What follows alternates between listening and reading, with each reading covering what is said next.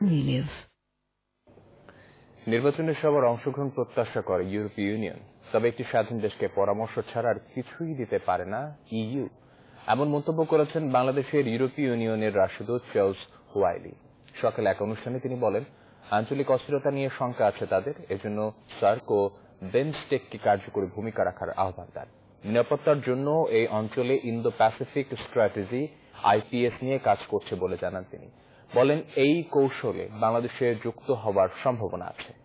রোহিঙ্গা সমস্যার সমাধানও বাংলাদেশকে সহায়তা করে যেতে চায় ইউরোপীয় union. I'm not going to have a running commentary on the next elections. I think we're here as friends and partners of Bangladesh. We meet as many people as possible to understand the situation, and I won't comment on comments about what we do. I'll just say that we are here with good intentions and to engage and discuss and understand, because as I've said before, we as foreigners, we have to understand the countries we're posted in,